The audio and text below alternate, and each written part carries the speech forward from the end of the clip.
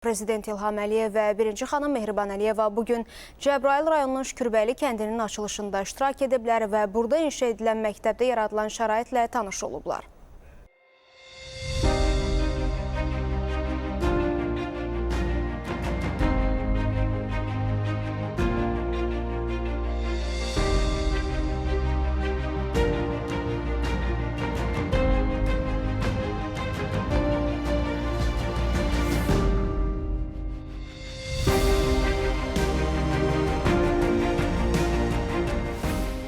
Dövlətimizin başçısı və birinci xanım Mehriban Əliyeva əvvəlcə kənddə inşa edilmiş 360 şagird yerlik məktəb binasının açılışında iştirak etdilər.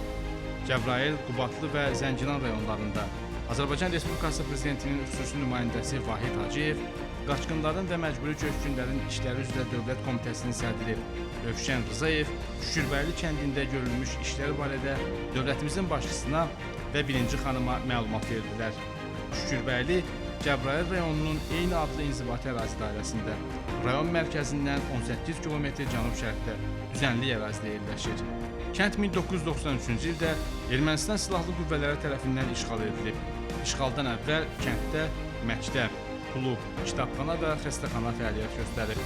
Əhali əsasən üzümçülük, heyvandarlıq, taxılçılıq və baramaçılıqla məşğul olub. 2020-ci ildə Vətən müharibəsi zamanı rəşadətli Azərbaycan ordusu tərəfindən kənd işğaldan azad edilib. 2023-cü ildə Prezident İlham Əliyev kəndin təməlini qoyub. Sonra Elm və Təhsil naziri Emin Əmrullayev məktəbdə yaradılmış şərait barədə dövlətimizin başçısına və birinci xanıma məlumat verdi. İşğaldan azad edilmiş digər ərazilərimizdə inşa olunan məktəblərdə olduğu kimi, bu təhsil müəssisəsində də müəllim və şagirdlər üçün hərtərəfli şərait yaradılıb.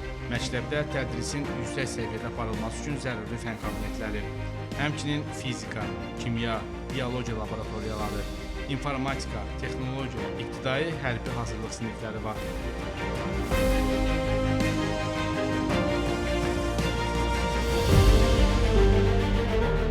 Bundan başqa, məktəbdə kitabxana, akt və idman zalları, yeməkxana, müəllim və şagirdlərin ixtiyarına verilib. Ərazidə eyni zamanda futbol və basketbol meydançaları da yaradılıb. Müasir təhsil ocaqlarının qurulması, işğaldan azad edilmiş ərazilərimizdə həyata keçirilən geniş miqyaslı quruculuq işlərinin mühüm tərkib hissəsidir. Ən yüksək standartlara cavab verən təhsil müəssisələri yeni texnologiyalarla, zəruri maddi-texniki baza ilə təchiz olunur.